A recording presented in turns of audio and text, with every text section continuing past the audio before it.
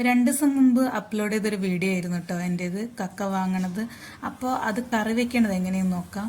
അപ്പോൾ വളരെ സിമ്പിളായ ഒരുപാട് ഇൻഗ്രീഡിയൻസ് ഒന്നുമില്ല, അത് നമുക്ക് എങ്ങനെ കക്ക കറി വെക്കാൻ നോക്കാം കേട്ടോ. ഇത് വളരെ ടേസ്റ്റി ആയൊരു കറിയാണ് കേട്ടോ. വീട്ടിൽ എപ്പോഴും ഉണ്ടാക്കുന്നൊരു കറി ആയതുകൊണ്ട് നിങ്ങൾക്ക് ഷെയർ ചെയ്യാമെന്ന് കരുതി. നല്ല കഴുകി വൃത്തിയായ കക്കയിലേക്ക് 5-6 മാങ്ങ ഇട്ട് കക്കയോടൊപ്പം പുഴുങ്ങുക. അപ്പം നന്നായി വെന്ത് വരുമ്പോൾ മാങ്ങയും വെന്തുണ്ടാവും. അതിൽ നിന്ന് മാങ്ങ സെപ്പറേറ്റ് ചെയ്തെടുക്കുകയാണ് കേട്ടോ ചെയ്യണത്.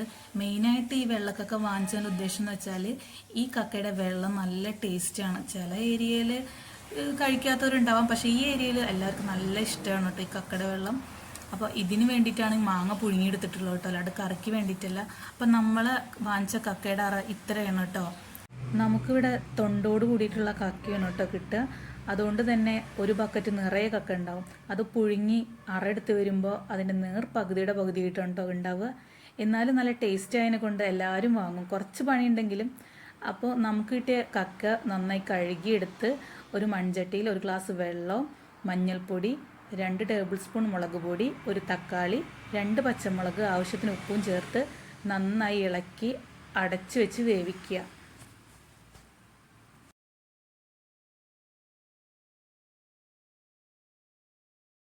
അപ്പോൾ ഇതാ നമ്മളെ കക്ക നന്നായി തിളച്ച് വന്നിട്ടുണ്ട്. അപ്പോൾ ഈ തക്കാളിയൊക്കെ ഉടഞ്ഞതിന് ശേഷം നമ്മളെ മെയിൻ ഇൻഗ്രീഡിയൻ്റ് ആയ കക്കയുടെ വെള്ളം, അതായത് കക്ക പുഴുങ്ങുമ്പോൾ കിട്ടുന്ന വെള്ളം 1 ഗ്ലാസോളം ഒഴിച്ചിട്ടുണ്ട് കേട്ടോ. അത് നന്നായി തിളക്കട്ടെ. തിളച്ച് വരുമ്പോൾ 2-ാം പാൽ ഒഴിക്കുക. 2-ാം പാൽ അത്യാവശ്യം വറ്റി വരുമ്പോൾ മാങ്ങ ഇട്ട് കൊടുക്കുക. മാങ്ങ അല്ലെങ്കിൽ പുളിയായാലും മതി. അതിന് ശേഷം നല്ല കട്ടിക്കുള്ള 1-ാം പാൽ ഒഴിച്ച് 1-ാം പാൽ ജസ്റ്റ് ഒന്ന് തിളയ്ക്കാൻ പാടുള്ളൂ. അതിനുശേഷം തീ ഓഫ് ചെയ്യുക. അതിനുശേഷമുള്ള ഇളക്കലൊക്കെ വളരെ പതുക്കെ, അല്ലെങ്കിൽ മാങ്ങ ഉടഞ്ഞു പോകാനുള്ള ചാൻസ് ഉള്ളതുകൊണ്ട് വളരെ പതുക്കെ ഇളക്കാൻ പാടുള്ളൂ കേട്ടോ. അപ്പോൾ ഇതാ ഇത്രേ ഒരു പത വന്നാൽ മതി. തീ ഓഫ് ചെയ്യുക.